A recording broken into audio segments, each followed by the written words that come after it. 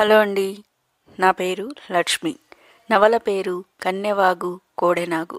రచన పోల్కంపల్లి శాంతాదేవి గారు. కన్నెవాగు కోడెనాగు నవల 9వ భాగం.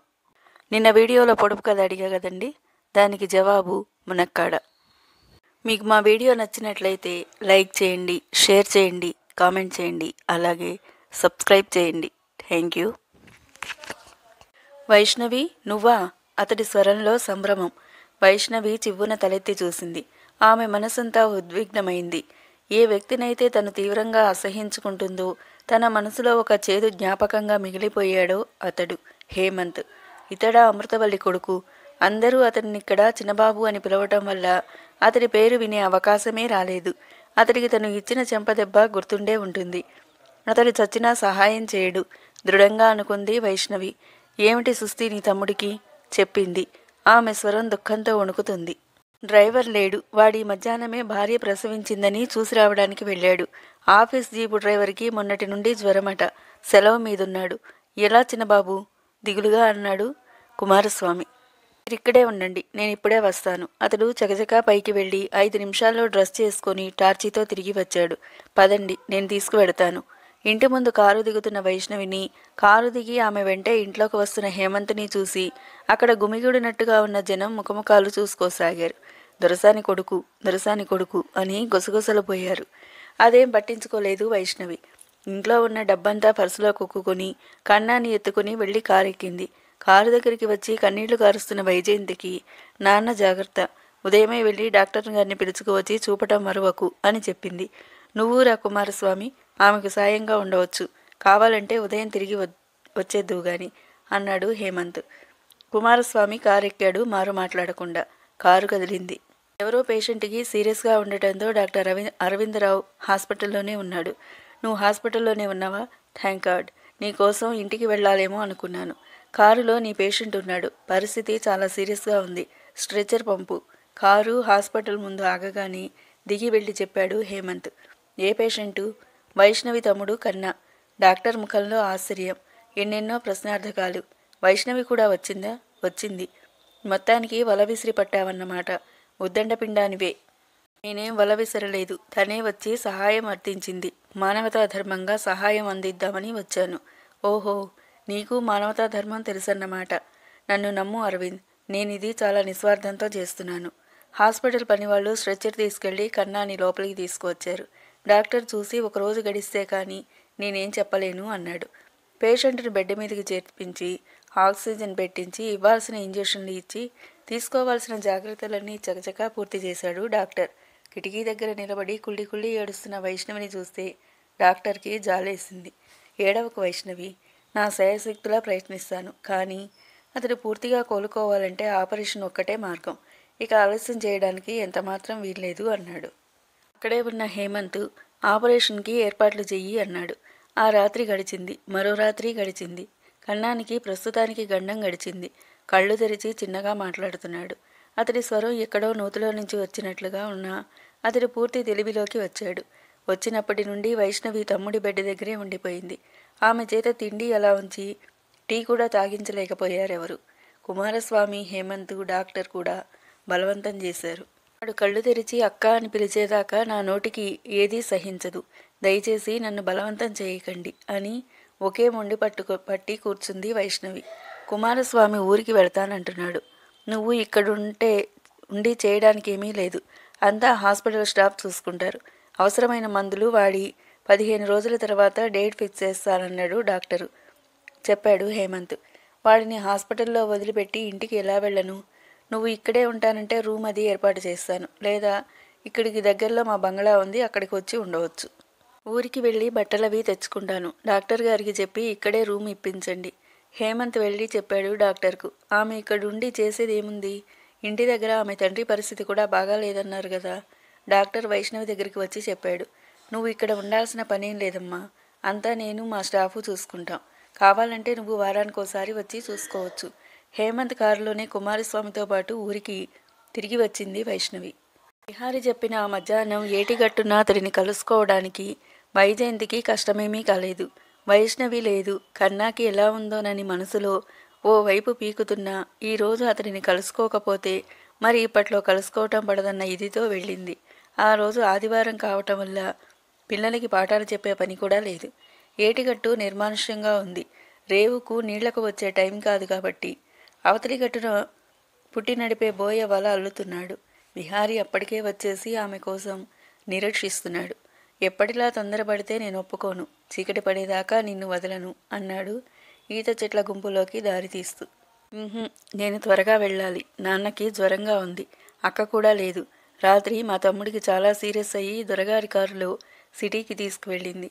విహారీ ఉత్సాహమంతా నీరు కారిపోయినట్టు ముఖం పెట్టి ఏమిటి ఏమిటి సుస్థి మీ తమ్ముడికి అని అడిగాడు నీరసంగా. చెప్పింది వైజయంతి.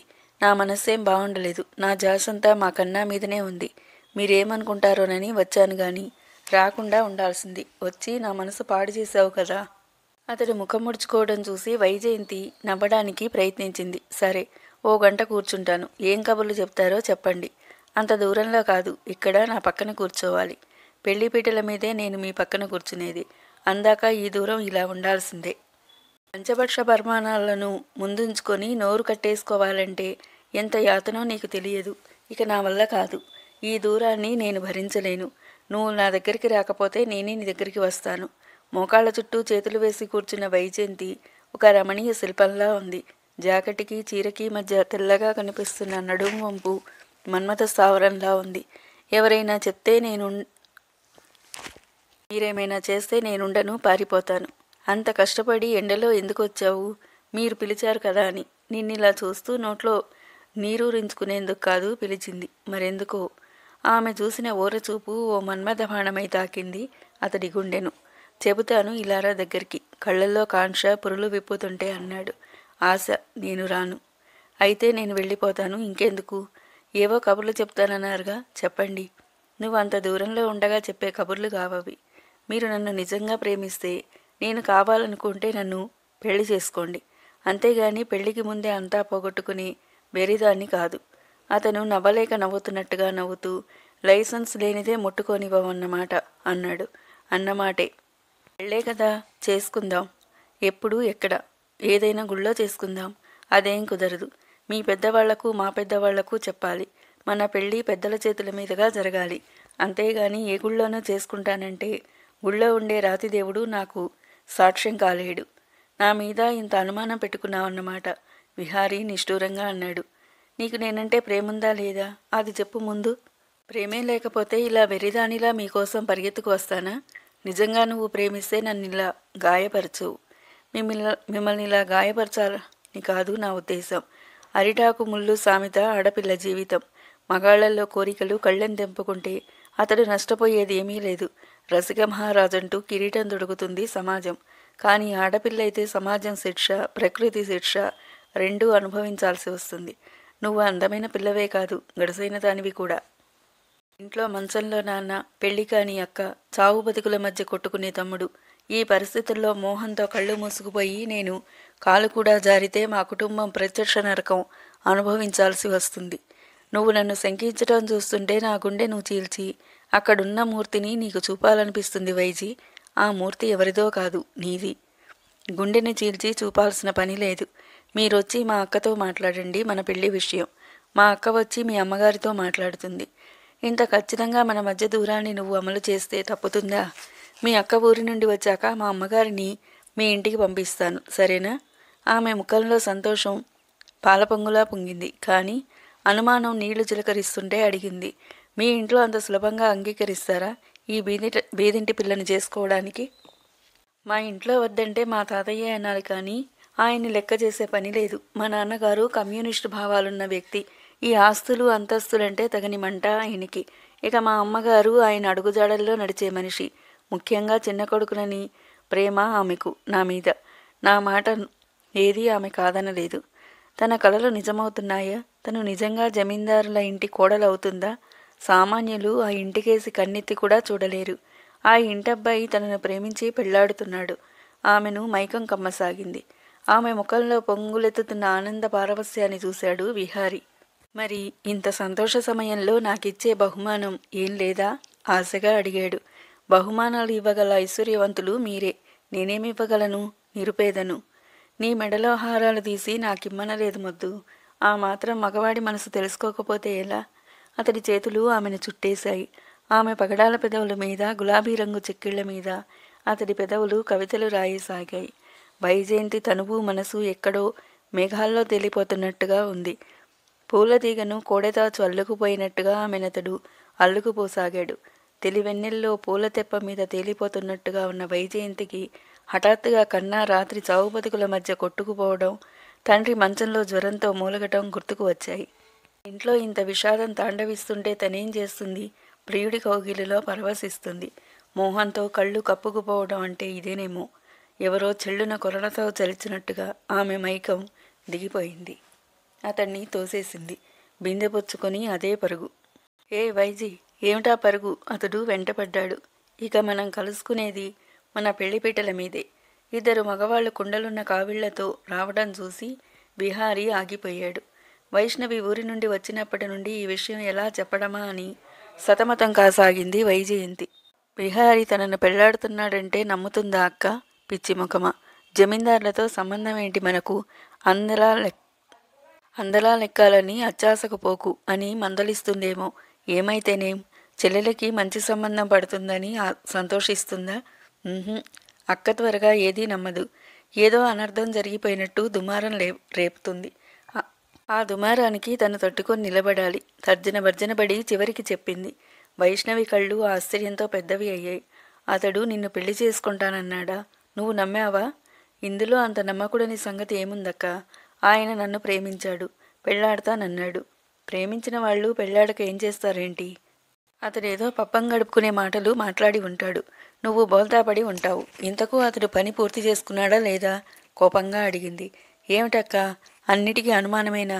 నేనేం చిన్నపిల్లనా బోల్తాపడ్డానికి? నువ్వు పంచుకున్న రక్తమే నేను పంచుకున్నాను. నువ్వు పెరిగిన వాతావరణంలోనే నేను పెరిగాను. నీకున్న సంస్కారమే నాకు ఉంది.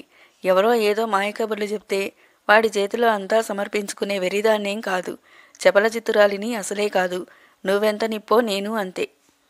ఇవాళ రేపో ఆయన మన ఇంటికి వస్తానన్నారు. మర్యాదగా మాట్లాడు చాలు. నీ చెల్లెలకి చేసే ఉపకారం ఇదే నువ్వు నాకు పెద్ద కట్నం ఇచ్చి పెళ్లి చేసినంత అంది వైజయంతి కోపం ఎత్తి పొడుపు మిళితం చేసి. నిజంగా అతడు నిన్ను పెళ్లాడితే సంతోషించే వాళ్లలో మొదటిదాన్ని నేనే వైజీ.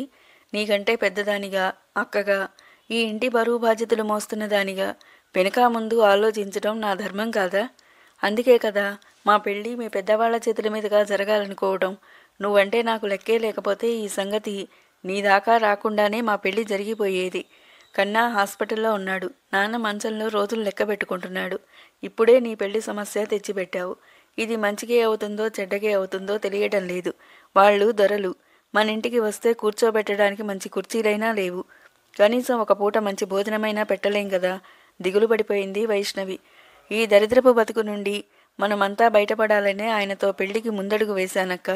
నా పెళ్లితో మన కుటుంబానికి పట్టిన శని వదిలిపోవాలి. ఆయనతో నా పెళ్లి జరిగితే నాకు డబ్బు కొరత ఉండదు. ఎవరి దయాదాక్షిణ్యాలతో అవసరం లేకుండా కన్నాకి బాగు చేయించుకోగలను.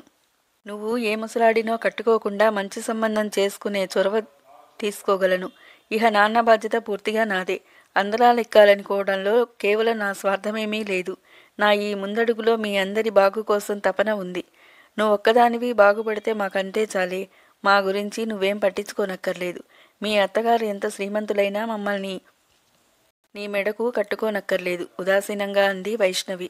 నేనంత స్వార్థపరులాన్ని కాదక్క. ముఖ్యంగా నీ గురించే నా దిగులంతా. కన్నా కోసం నువ్వు ఏ ముసలాన్ని కట్టుకోవడమో, ఏ అమృతవల్లి కొడుక్కి లొంగిపోవటమో జరగకూడదు. నువ్వు జీవితంలో దిగజారిపోవటం నేను భరించలేను. కొంచెం ఓపిక పట్టక్క. మనకో మంచి దారి తప్పక ఏర్పడుతుందని నమ్మకం నాకుంది. ఇప్పటి నుండే చెల్లెలితో వాదనెందుకని? నీ పెళ్ళైతే నిర్విఘ్నంగా జరగనీ వైజీ. ముందే మురిపమెందుకు అంది వైష్ణవి. హేమంత్ పంపిన నౌకరు వచ్చి చెప్పాడు. చిన్నబాబు గారు ఇప్పుడే సిటీ నుండి వచ్చారు. మీ తమ్ముడికి కులాసాగా ఉందని చెప్పమన్నారు. ఉదయం తిరిగి సిటీ వెళతారట బాబుగారు. మీ తమ్ముడిని చూసి రావడానికి మీరు వచ్చేట్టయితే ఉదయం 8 ఇక్కడికే వచ్చి తీసుకెడతామన్నారు. వస్తానన్నని చెప్పు మీ బాబుగారికి. నౌకరు వెళ్ళిపోయాడు. వైజయంతి కూడా వెళ్ళి తమ్ముడిని చూసి రావాలని ఉంది.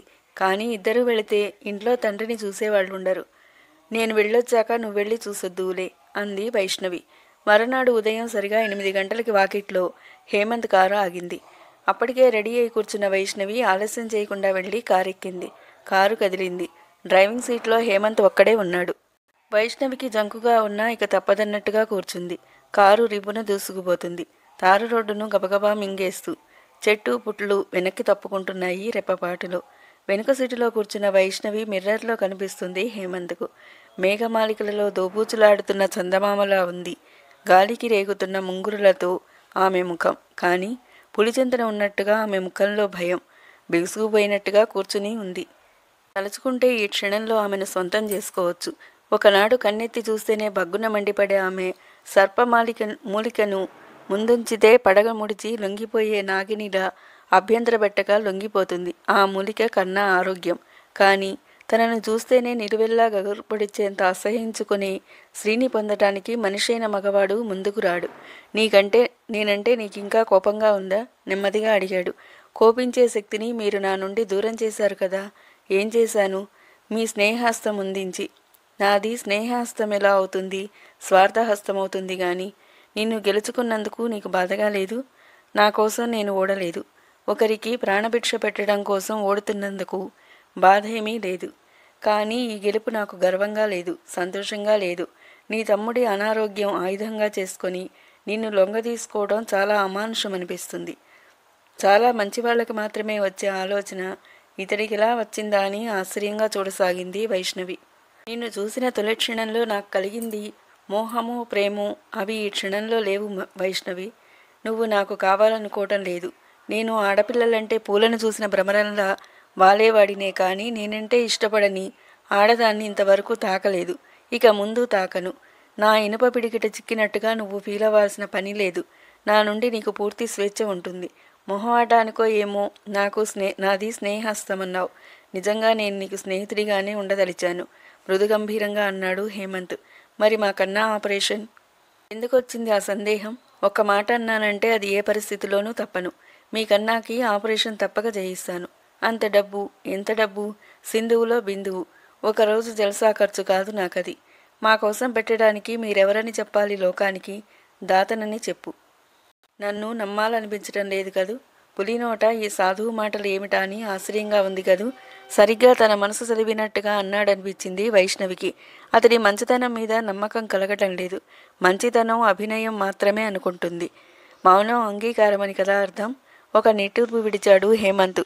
నువ్వు నమ్మకపోతే నేనేం చేయను. కానీ నువ్వు నమ్మే రోజు ఒకటి వస్తుందని ఆ రోజు కోసం నిరీక్షిస్తుంటాను. కాసేపు మౌనం తర్వాత అడిగాడు. మీ నాన్నగారికి జ్వరం ఉందన్నావు, తగ్గిందా? పూర్తిగా తగ్గలేదు కానీ కొంచెం నయమే. కన్నాని చూసి ఆ సాయంత్రం హేమంత్ కారులోనే తిరిగి వచ్చేసింది వైష్ణవి. తర్వాయి భాగం మరో వీడియోలో. Thank you all.